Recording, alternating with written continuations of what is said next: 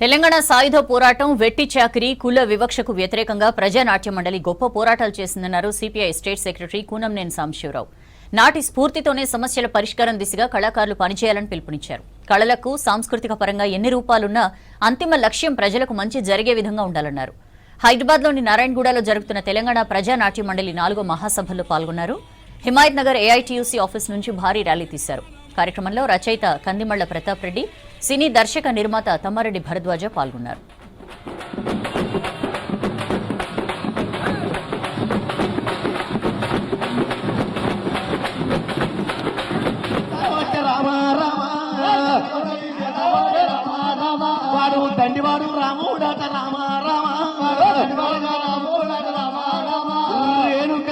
బేటికి రాముడు ఎరవచ్చిండు.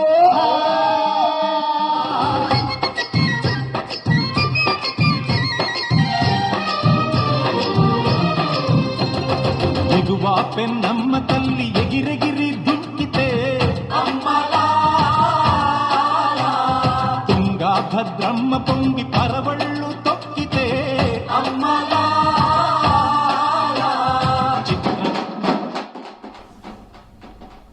ఈ మహాసభలో కళాకారులు బుర్రకథ, ఒగ్గు కథ, వీధి నాటకం, జానపద గేయాలు, కోలాటం, చిందు, యక్షగానం, హరికథ, జానపద నృత్యాలు ఆకట్టుకున్నాయి.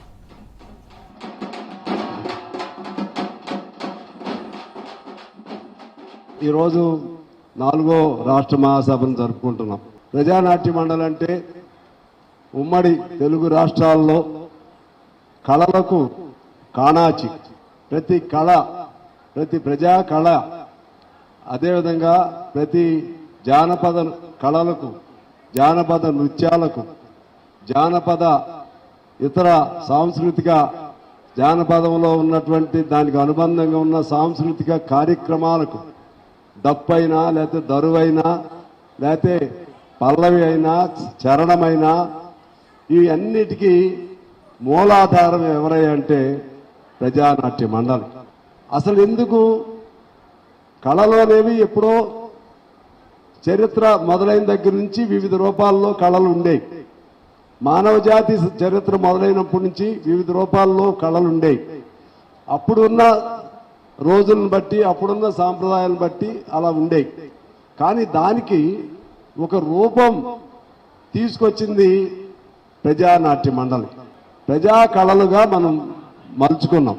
అంటే ఆనాడు తెలంగాణ సాయుధ పోరాటం, అదేవిధంగా వెట్టి చాకిరి, అలాగే కుల వివక్షత, అదేవిధంగా పేద రైతు, అలాగే భూస్వాముల దురాగతాలు, ఇలా ఇటు నిజాం పోకళ్ళు, ఇలా మనం ప్రతి అంశంలో ఎక్కడ దౌర్జన్యం జరిగితే అక్కడ నాయకుడి కంటే ఫస్ట్ కళాకారుడు గొంతు వెళ్ళిపోయింది అక్కడికి. ఎక్కడ ఇబ్బందులు జరిగితే ఆ ఇబ్బందుల్లో నుంచే కళలు పుట్టే విధంగా మనం ప్రజానాట్య మండలి ఏర్పాటు అయింది. కళాకారులు అంటే ఏమిటి తెలుస్తా ఉంది. కానీ మన ప్రజానాట్య మండలి కళాకారులకు వేరే కళాకారులకు చాలా తేడా ఉంటుంది.